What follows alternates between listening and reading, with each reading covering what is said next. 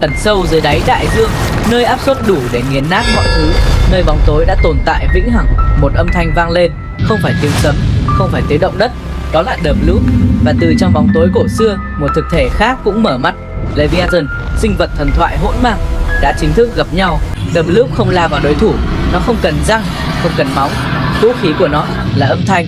Một xung sóng âm khổng lồ phát ra, áp suất nước bị bẻ cong, cá và sinh vật xung quanh chết ngay lập tức. Âm thanh ấy đủ mạnh để giới khoa học ghi nhận từ nửa vòng trái đất, nhưng Leviathan không lùi lại. Leviathan xuất hiện thân thể dài như một dãy núi di chuyển, vảy tối như đá núi lửa, mắt đỏ mở ra trong bóng tối. Thứ đang đối mặt với The Bloop không phải sinh vật, mà là biểu tượng của hỗn mang cổ đại. Leviathan phản công, đuôi quật mạnh, cột nước cao hàng trăm mét dựng đứng, áp suất nước tạo thành sóng xung kích. Leviathan lao tới, không né tránh âm thanh, mà dùng chính cơ thể khổng lồ để xuyên qua nó. Leviathan không chỉ chiến đấu bằng sức mạnh tuyệt đối, nó còn chiến đấu bằng cả trí tuệ. The Bloop phát ra xung âm liên tục, nhưng Leviathan da dày, cấu trúc sinh học không giống bất kỳ loài nào, không có dấu hiệu hoảng loạn. Có vẻ Leviathan đang chiếm ưu thế. The Bloop lập tức thay đổi chiến thuật. Sóng âm tần số thấp, nước rung lên như thạch, địa tầng đáy biển nứt vỡ. Không phải tấn công trực diện, mà The Bloop tấn công môi trường sống của Leviathan. Áp suất hỗn loạn, Leviathan mất thăng bằng, những vết nứt ánh đỏ xuất hiện giữa các lớp vảy. Leviathan gầm lên. The Bloop giành lại thế cân bằng biển sâu đột ngột im bặt, không phải yên bình, mà là cảm giác đại dương đang nín thở. Từ đáy tối, Leviathan trồi lên như một khối bóng đen khổng lồ. Thân thể dài vô tận lướt qua nước, tạo ra vòng xoáy nặng nề kéo mọi thứ về phía nó. Dòng chảy đảo chiều, bong bóng khí bị ép chìm xuống. Mặt nước không còn đủ tĩnh lặng để âm thanh The Bloop truyền đi. Cấu trúc sóng âm bị phá vỡ. Bloop vùng vẫy nhưng mất hoàn toàn thăng bằng. Leviathan tiếp tục xoay thân, chỉ một cú quật đuôi, cột nước sụp xuống, áp suất khép lại từ mọi phía. Một âm thanh trầm đục vang lên.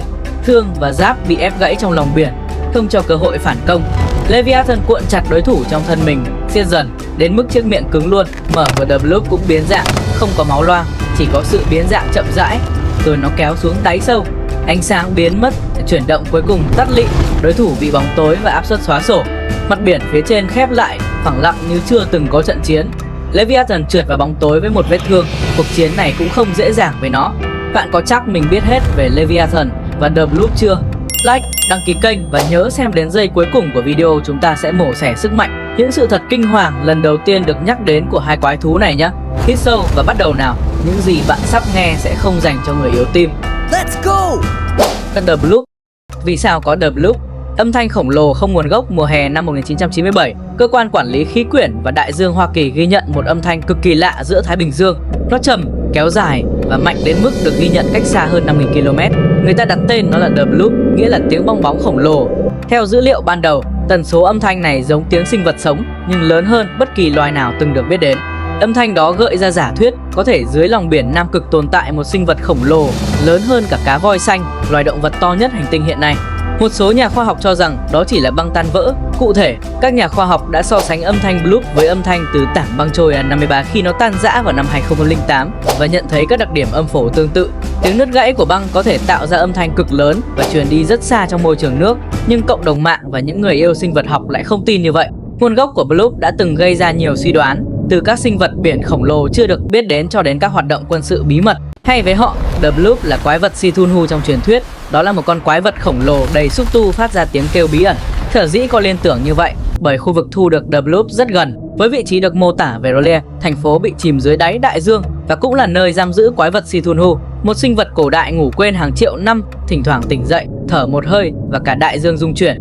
Kích thước giả định, dài tới 150 m, thân thể của nó có thể trơn bóng như da cá voi, nhưng xen kẽ là những mảng sần sùi tối màu giống như lớp đá bị ăn mòn.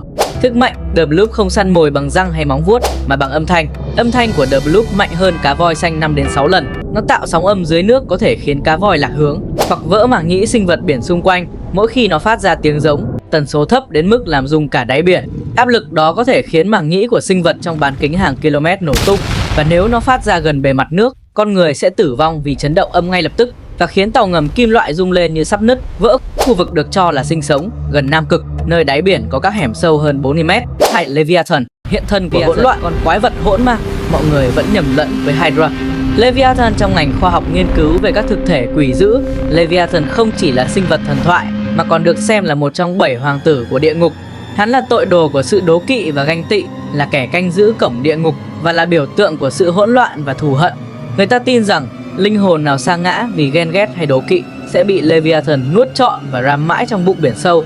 Hắn chính là ngọn lửa xanh đen dưới đáy đại dương, là hơi thở của Satan và là bức tường ngăn giữa thế giới người sống và địa ngục. Trong các bản Do Thái, Canadian và cả trong các nền thần thoại cổ khác, nó không chỉ là quái vật mà còn là biểu tượng của hỗn loạn, tội lỗi và sức mạnh vượt ngoài tầm kiểm soát của con người. Nguồn gốc của Leviathan.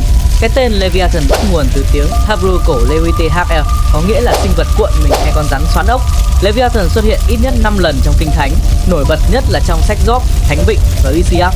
Trong những đoạn này, Leviathan được mô tả là một sinh vật biển khổng lồ có vảy thép, mắt sáng như bình minh, miệng thở ra khói và lửa, và khi nó cựa mình, cả đại dương sôi lên địa ngục nước. Trong các bản chép cổ, Leviathan được mô tả như một con rắn biển khổng lồ dài hàng trăm mét, lưng phủ hàng nghìn lớp vảy sáng như kim loại, không thứ vũ khí nào xuyên thủng nổi. Mỗi khi Leviathan trồi lên mặt nước, sóng cao như núi, bầu trời đen đặc mây, và người ta nói rằng khi nó há miệng, ánh sáng ban ngày cũng biến mất. Hơi thở của nó là ngọn lửa địa ngục, làm nước biển sôi lên như vạc dầu. Tiếng gầm của nó đủ mạnh để xé toạc cả bầu trời. Đôi mắt của Leviathan sáng rực trong đêm, và ai dại dột nhìn vào đó sẽ mất linh hồn mãi mãi. Hình ảnh đó vừa mang tính ẩn dụ, vừa khiến người đọc tin rằng sinh vật này thật sự tồn tại. Nó đại diện cho sức mạnh của hỗn loạn mà chỉ thượng đế mới có thể bị trấn áp với nghĩa biểu dáng trong Kinh Thánh. Các bản mô tả cổ không thống nhất về Leviathan, nhưng đều đồng thuận rằng nó là sinh vật khổng lồ dưới biển. Một số bản viết rằng Leviathan có thân rắn dài hàng trăm mét, vảy cứng như khiên, miệng đầy răng nhọn như mũi giáo. Bản khác lại mô tả nó giống rồng biển có cánh, có thể bay lên khỏi mặt nước, thở ra hơi lửa và làm biển bốc khói. Người Canaan cổ đại thậm chí đã khắc hình Leviathan mà họ gọi là Lotan trên đá như một con rắn 7 đầu, tượng trưng cho sự hủy diệt. Và trong nhiều bức tranh thời Trung Cổ, Leviathan thường được vẽ như một con cá voi hoặc rắn biển khổng lồ, há miệng nuốt trọn tàu thuyền, một hình ảnh khiến bất kỳ ai cũng phải dùng mình nghĩa biểu tượng. Trong truyền thống Do Thái cổ, Leviathan không chỉ là một sinh vật vật lý mà là biểu tượng của điều dữ, của sự hỗn loạn mà Chúa đã chế ngự khi tạo dựng thế giới. Trong Thánh Vịnh, Chúa được mô tả là nghiền nát đầu Leviathan và ban xác nó cho sinh vật trong biển. Hành động đó tượng trưng cho việc Chúa chiến thắng kẻ ác, đưa vũ trụ từ hỗn mang trở nên có trật tự. Ở thời Trung Cổ, Leviathan còn được xem là biểu tượng của tội lỗi, đặc biệt là sự đố kỵ và kiêu ngạo. Các nhà thần học tin rằng Leviathan chính là con quỷ giữ cổng địa ngục, canh giữ linh hồn người tội lỗi bị đắm chìm trong biển lửa. Vì thế, Leviathan không chỉ đáng sợ vì hình dạng mà còn vì ý nghĩa. Nó là hiện thân của cái ác không thể bị kiểm soát, chỉ có thể bị trấn áp. Leviathan không chỉ đáng sợ vì kích thước mà vì nó tượng trưng cho những gì con người không thể nhìn thấy hoặc kiểm soát. Trong thời cổ, biển cả được xem là ranh giới giữa sự sống và cái chết, giữa ánh sáng và bóng tối, và Leviathan chính là kẻ cai trị vùng hỗn mang đó. Trong Kinh Thánh, Chúa từng hỏi Job: "Ngươi có thể móc Leviathan bằng câu cá sao? Ngươi có thể xuyên mũi nó bằng giáo được không?" Câu hỏi ấy không chỉ để thử thách lòng tin mà còn để nhấn mạnh rằng con người không bao giờ có thể chế ngự tự nhiên. Với người đặc biệt, trong các bản văn tôn giáo, Leviathan có những khả năng gần như siêu nhiên, không vũ khí nào có thể xuyên thủng ra nó. Miệng nó phun ra khói và lửa, làm sôi cả mặt nước. Nó tạo ra sóng thần và bão tố chỉ bằng một cú cựa mình, và mắt nó sáng như đuốc trong đêm tối. Với người cổ đại, Leviathan là nỗi sợ hãi nguyên thủy, nỗi sợ về những gì nằm trong bóng tối của biển sâu. Tất nhiên, theo góc nhìn hiện đại, đây có thể là những mô tả ẩn dụ cho sức mạnh của thiên nhiên, sóng thần, núi lửa ngầm hay tiếng gầm của biển sâu. Nhưng với người xưa, đó là bằng chứng rằng Leviathan là sinh vật thực, kẻ thống trị đại dương dưới quyền của Chúa. Hình tượng Leviathan không chỉ tồn tại trong Do Thái giáo. Ở Babylon, người ta có thần thoại về Tiamat, nữ thần biển và rồng khổng lồ bị thần Marduk tiêu diệt. Ở Ugarit, Canaan cổ, người ta kể về Lotan, con rắn 7 đầu bị thần ban giết, mô típ y hệt Leviathan. Còn trong văn hóa phương Tây sau này, hình ảnh Leviathan còn được đưa vào văn học, triết học và cả chính trị. Nhà triết học Thomas Hobbes đặt tên cho tác phẩm nổi tiếng của mình là Leviathan, ví nhà nước như con quái vật khổng lồ được tạo ra từ con người để chế ngự hỗn loạn.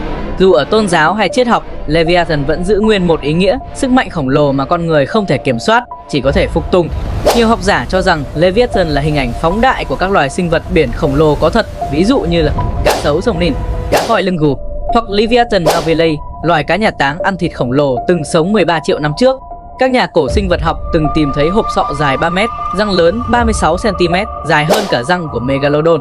Những dấu vết này khiến nhiều người tin rằng truyền thuyết Leviathan có thể bắt nguồn từ ký ức cổ của loài người về sinh vật thật.